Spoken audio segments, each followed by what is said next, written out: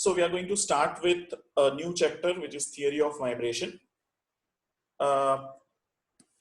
Basically, this is the particular content I'm going to cover over the few lectures, like various types of vibrations, free vibrations, dynamic load and dynamic analysis, degree of freedom, undamped free vibration, viscously damped vibration, logarithmic decrement, forced vibration of single degree of freedom system, forced vibration with undamped and viscously damped, force transmitted to the foundation, transmissibility, response to the harmonic excitations, then some introduction to the machine foundation, various types of machine, its permissible amplitude, and finally it leads to the design.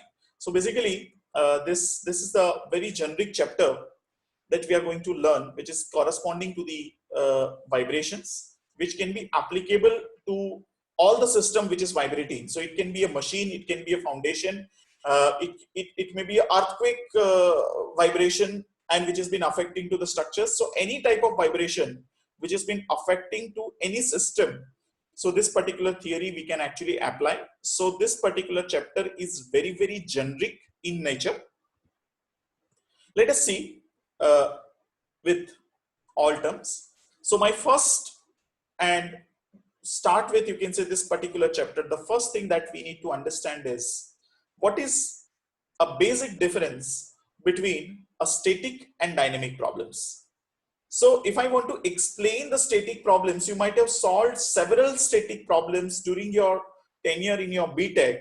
You might have learned many subjects like soil mechanics, geotechnical engineering, structures. Basically what you have done is, you have in all the subjects, basically what you have done is, you have given the load, you have found out the displacement, you have found out the stresses. So that is all, you can say, these static problems. So if I analyze this all the problems, and if I put in the generalized form, then I will say this is a particular body which is subjected to several forces like this. These are the various forces. So if I'm taking the forces which is the function of x, y, and z direction, right, then if under the action of these forces, if I can able to find out the stress in the same direction like x, y, and z, strain in x, y, and z, as well as the displacement of this particular body in the same direction, then I would say it is my static problems. So if I can find out stress, strain, and the displacement, then this particular problem is called as static problem. So then what is called as a dynamic problem? What is exactly the changes is going to be take place if I want to convert this particular static problem into the dynamic cases? So if you see what is the changes in this figure, I will add one quantity here. You can see here, that is the time. The same figure, but here the addition of the time is going to take place. Now when I'm adding this particular time, it means what will happen? If I'm giving the force with respect to time to this particular body, then I can find out the stress in terms of x, y, z direction with respect to, again, time, strain with respect to x, y, z and the time, as well as the displacement with respect to time. Then I can convert this particular problem into the dynamic one, right?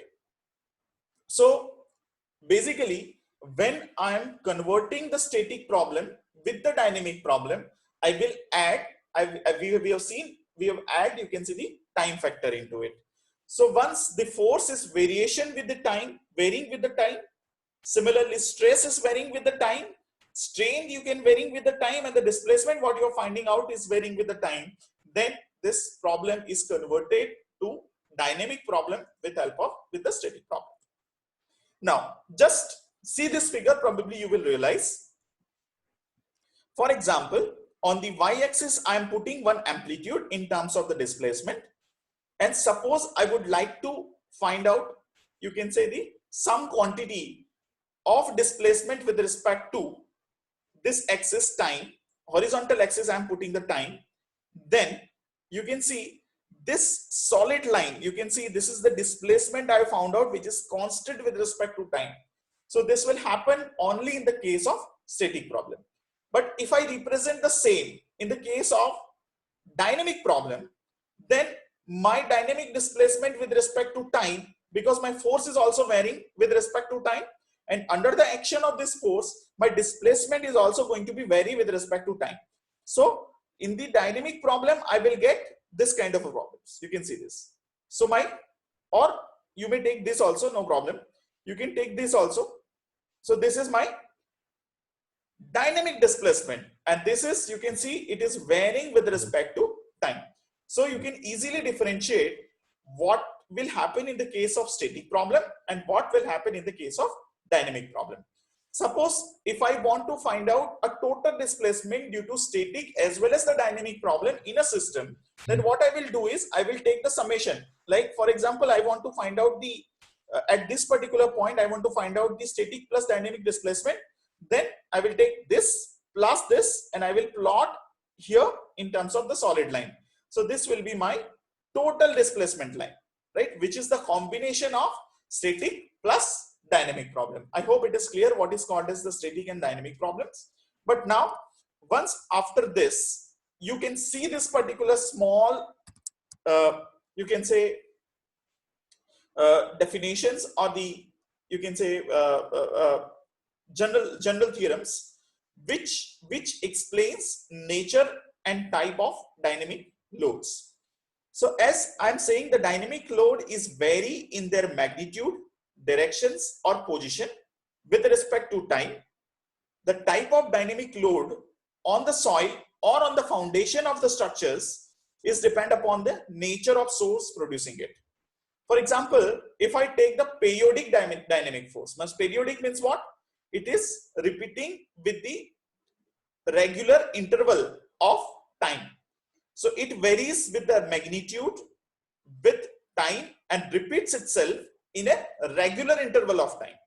For example, operation of reciprocating or the rotary machine, or you may say any type of motor what you are using for lifting up the water in your houses. So water is actually, you can say, the rotating with the uniform speed. So basically you can say it is a periodic motion because the motion is repeating with respect to equal interval of the time.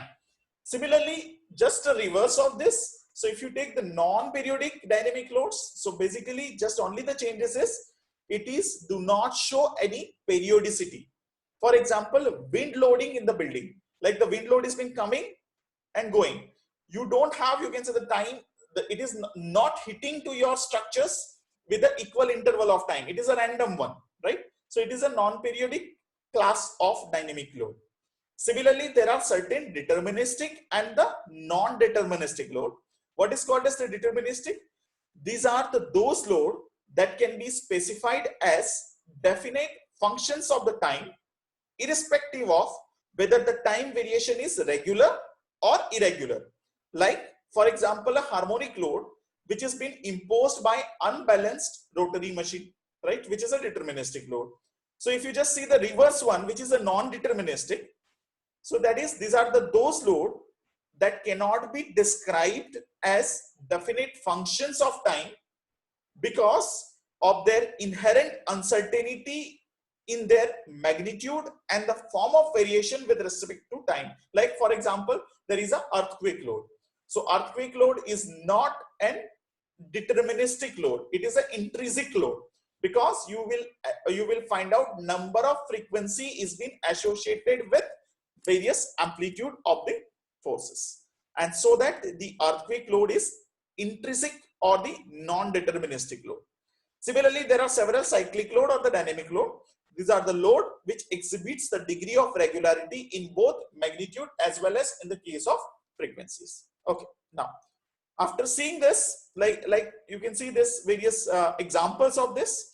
Like this is the plot of dynamic load with respect to time for various operation of the reciprocating or the rotary machine, which typically produce dynamic load pattern.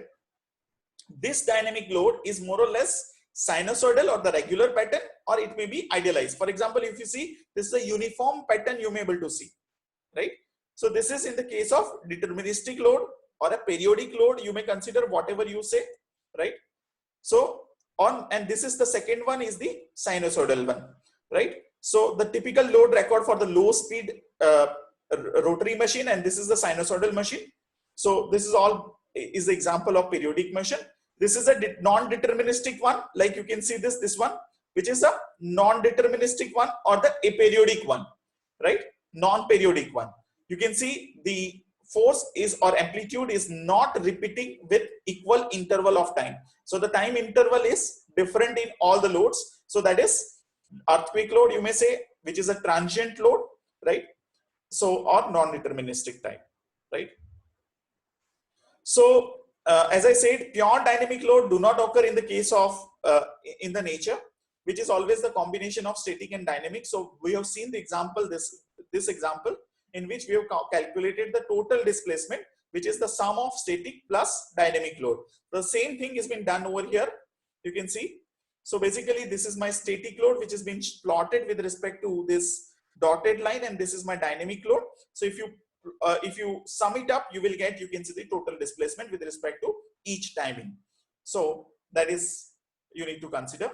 These are the some of the example of intrinsic load or the earthquake load, non-deterministic type or non-periodic type, which has been shown with the example of Californian earthquake of 1940. Okay, so these are all several examples just for your reference. I have put. Now, what is the application of this particular chapter? So basically, this particular principle of this particular chapter you can apply to all the loading which has been listed in this particular slide. Like wherever there is a vibration, wherever there is a dynamic load, the principle you can apply to this. Like for example, earthquake load, which is a dynamic in nature, which produces a vibration, you can apply this principle. Similarly, wind load, you can apply. Moving vehicle load, as the vehicle is moving, it is also, you can see the vibrating. So in the design of vehicle component also, you can apply this particular principle. Guideway unevenness, as the road is, if you are passing through the road, it is uneven in nature. So basically, it is also producing the dynamic nature on the roads. So while you are designing, you can apply those principles on this. Also, you can apply all the principle in design of machine. So basically, mechanical engineering people will actually use this principle in designing the machine. And as a civil engineer, we are using same principle in the design of machine foundation. Because as the machine is producing the vibration, which is transferring to the foundation. So basically, we are using those principle in designing of foundations. Similarly, we can use, this is also a very new area, which is a blast load. Suppose some blast will happen sometime. So this blast will produce a lot of vibrations. In the case of mining, this will happen. Like mining, you are doing a blasting operations, and under this, lot of vibration is being transmitted to the surrounding grounds, and where also you can actually apply those principles in analysis and design. Similarly, the impact load, lot of industries, like you can say the hammering, forging, pressing industries, which actually uses the hammers of different kinds. In designing of those hammers, designing of the foundation for this type of equipments, you are using this particular principles. So these are some of the examples of dynamic load. Whatever the principle you are going to learn in the coming lecture, you can apply those principles in designing of these systems. So now, up till now, what we have analyzed and what we have discussed, if in the static problem, if we are adding the time factor into it, then the problem which becomes the dynamic in nature. I have a few questions to you. Like, if I can give you several examples. For example, let's take the example of this particular tank. Now, this overhead tank is supplying the water to the various houses. Probably in the morning, the consumption of the water will actually very high. So the water level in this tank will reduces. As you are approaching to the noon, again the water level will rise in the tank. Again in the evening, again water consumption will increases. So again water level is reducing, and so on in the night. As the people sleep, again the water level will rise in the tank. So if you analyze this load in the tank, it is varying with respect to time, right? Can I say this load as a dynamic load? That is the number one question. Similarly, if I give you the second example, like this is any class, okay? Suppose in a class, the few students are sitting and attending the class of 1 hour. Again, they will be go out as the class is completed. Again, once the second class is in actually started, again they will come in the class. Again, once after all the classes will be completed, they will go to the home. Again, they will come back on the next day. So this way, in the classes itself, the loading is also changes with respect to time. Third example, if I give, like in the case of an excavation, let us say if you are doing excavation, so basically you are taking the material out from this and you are dumping somewhere else. So basically you are reducing the load here and you are increasing the load somewhere here with respect to time. Can I consider this all the examples as a dynamic conditions? Right? Probably answer is no. Because if you see in your design, you are doing RCC, steel design, all these designs, you might have seen this, all the loading you have taken as a imposed load or the live load. So this you cannot consider as a part of dynamic load, as although it is varies with respect to time. So means in the definition of a dynamic load, there is still some factor is been missing. What is the factor is? So if I add one more quantity, which is the vibration. So if the system is varying with respect to time, if the force is varying with respect to time, and if the system is undergoes the vibrations, then I can say that this particular load is the dynamic load. So I have add one more quantity again with respect to time, which is the plus vibration into it. So now I can complete my definition of dynamic loading. If my system is varying with respect to time and it is subjected to vibration, then the load is being called as dynamic conditions. I hope it is clear now. Let us see what is called as the vibration. So to explain this, I will take a very, very small example of a pendulum. You can see this is a pendulum which is in a stationary condition. It is like this, which is having a suspended mass M. It has been suspended with inextensible string. So this particular string is not being extended under the action of this particular load. That is what I'm assuming. Now with respect to some force F, if I'm giving that, then this particular pendulum will start, you can say the rotating in this way, or start, you can see the oscillations. Now just imagine what is going to happen if this particular pendulum is in the stationary condition or the static conditions. Sorry, let's see. It is in the static condition. You may find maximum potential energy will be stored in the pendulum. As you are going to give the horizontal force to this, the pendulum will start moving in this direction. Pendulum will start oscillating in this direction. As it start oscillating, slowly this particular potential energy is being converted to the kinetic energy. As you know, there is a law of conservation of energy. Energy cannot be lost. It can be converted from one form to the another. So basically, this particular energy is being converting from potential energy to the kinetic energy. So as I am saying, at this position, as you are giving the force, there is a maximum kinetic energy will be there because of this force, and there is a minimum potential energy at this position. As it is going gradually to this particular portion, this particular kinetic energy is going to be consumed and it will be converted to the potential energy. So as it reaches to this position, now all the kinetic energy will be consumed. So it is having a minimum kinetic energy and maximum potential energy, so that it will stop at this particular location and starting in a reverse direction. And so on, this process will continue with respect to time if I'm not consider the loss of energy. But as you know, this particular system will actually stop after some time. So you may say this is with respect to some loss of energy is also going to take place.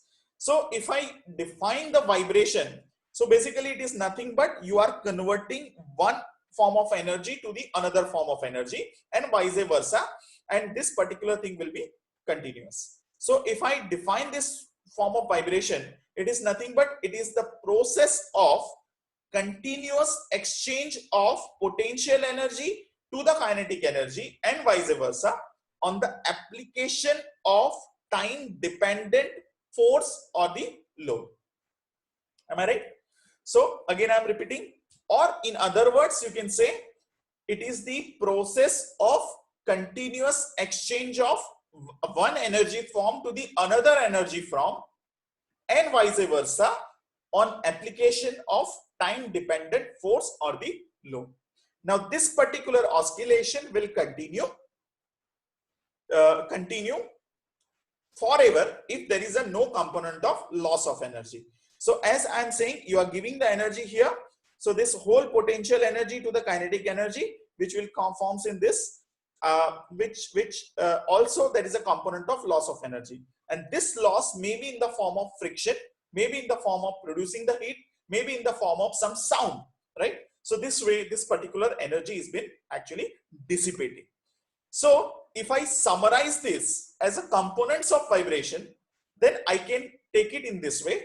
First component is the potential energy, second component is the kinetic energy, and third component, which is the losses of energy, like a dissipation of energy. So I have defined the various component. Now I can relate this component with the specific, you can say the technical term. As this potential energy is the function of displacement, and as you know, the function of displacement is the function of stiffness of the slope. So as the stiffness is higher, my displacement will be lower and my potential energy will actually depending upon this two particular factor. Similarly, my kinetic energy, the kinetic energy is in the component of velocity or the acceleration. Acceleration is the component of inertia as per the second law of Newton, F is equal to m into a, where a is your acceleration. So acceleration is nothing but it is component of inertia, where F as per the Newton's law. Similarly, dissipation or the loss of energy, I can denote in the vibrating system in the form of certain damper, or I can say in the form of damping. So this way I can define this particular component of vibration. Now I will coming back to this particular slide little later on, but before this I need to explain some of the principal concepts. After that again we will come back to the slides and we will continue with this particular components of vibration. So let's go further. So first let us define what is called as degree of freedom for the vibrating system. Please go line by line of the definition. So the degree of freedom system, if I want to say, then I will define in this way: the number of independent coordinate. For example, a displacement required to define the displaced position of all the masses relative to their all positions are defined as degree of freedom.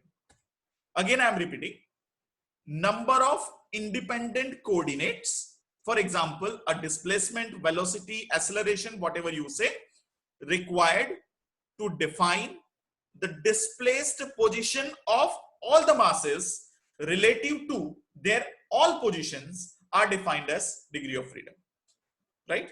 So let us understand with help of several examples. I'm taking the same example. You can see this is the fixed end. I'm taking the pendulum like this. If I give the force here, then this pendulum will move with the rotational angle of theta, right? So this is my mass. This is inextensible string I'm taking. So this string is not been extending, not having any deformation. Now just imagine what will happen. Suppose as per definition says it is the number of independent coordinates required, to define displaced position of all the masses. How many masses are here? Here only is there is a one masses are there. So if I want to define the displaced position of this only mass, that is, how many coordinates are required? Only one, which is theta. If I know the value of theta, then I can easily find out what is the displaced position of this mass from here to here. So my degree of freedom is 1, right? So this is my degree of freedom. If I take another example, for example, this is, I'm taking spring. So this will become now inextensible spring. In place of inextensible, I am taking extensible spring, and I will float this mass M here. I will give the force from here. So this mass will go in this direction.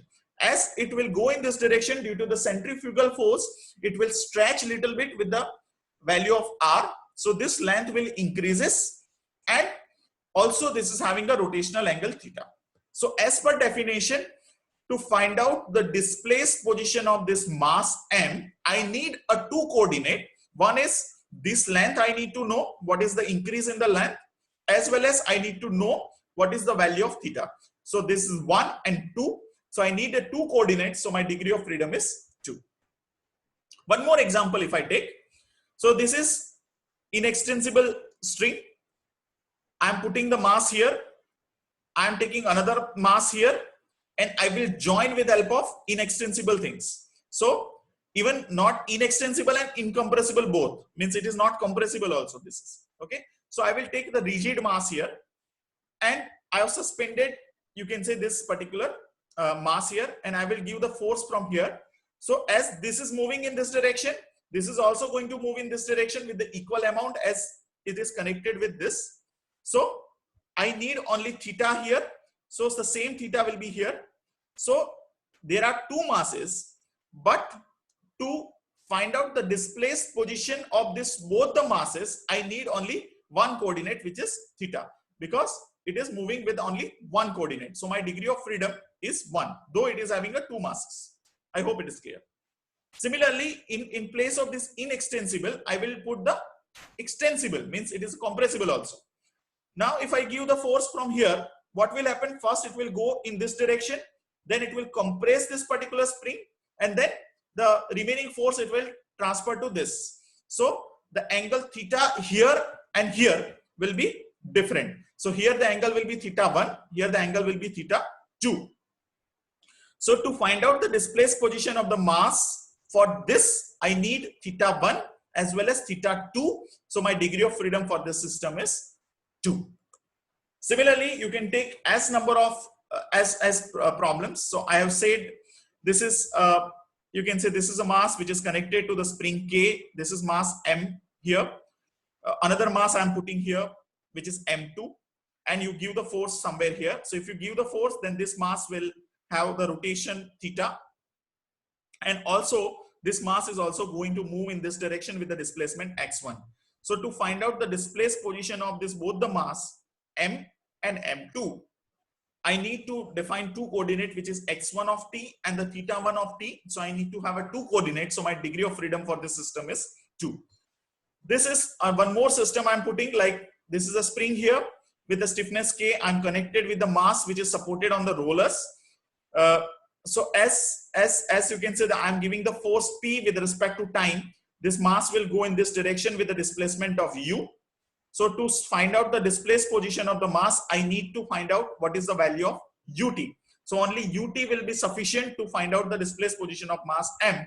So the DOF is 1, and so on. You can find out the degree of freedom for this system also. I hope it is clear. So this way you can find out the degree of freedom system.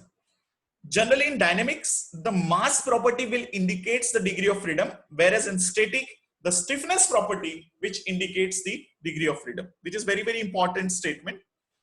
So basically the mass is the very, very important. While you are analyzing the static problem, you need to see the what is the static stiffness, right? And based upon that you are deciding, you can say, the degree of freedom system, right? This is the one more sentence I have written in the red, which is also very, very important. The degree of freedom is not an intrinsic property of the system, as it depends upon the boundary or other loading condition. As you see, my degree of freedom system is depending upon the conditions of various boundary condition or loading condition. For example, what I have done is I have given somewhere, you can say, the boundary condition here is, you can say I have attached, you know, one more notation. I have attached, you can say, what is the spring here. Here I have attached the 2 spring. So I'm changing the loading condition. If I'm giving the load here or load here, my degree of freedom system will going to be changed. If I transfer this load here, then my degree of condition will change probably, right? My boundary, as I'm changing my boundary condition, my degree of freedom system will vary. So basically it is not an intrinsic property of system. It depends upon the boundary or the other loading conditions. So this is the explanation about degree of freedom system. So as we have denoted this, after this degree of freedom system, I'm trying to explain this degree of freedom system for the single degree of freedom system case. So we are going to define this particular case for the single degree of freedom system, and the same slide I'm putting here. We have said the component of vibration is the potential energy, kinetic energy, and the displacement. We have defined this potential energy with the displacement and the stiffness. As the stiffness, I'm considering the value K. Kinetic energy I have defined with the acceleration. Acceleration is the component of inertia, and inertia I'm taking F is equal to ma. So basically the mass property will govern here, and the dissipation or the loss of energy I can define in terms of the damping. So I will denote one damping coefficient, which is I'm putting as a C. So I can explain this three with respect to, you can say, one single model with respect to mass. So this particular acceleration I will define with respect to mass. The stiffness component I will define with respect to spring, and this dissipation I will explain with respect to damping. So this is mass, spring, dampers, or the dashpot. So this particular system is been called as MSD system. Any vibrating system you need to first convert into the mass, spring, dashpot, or the dampers system. So this is the component. We will see, you can see the rest of the thing later on tomorrow, same time, right? I will take continuous lecture in this particular week. So please join me. Thank you very much. If you have any questions, I'm able to take it on this particular topic.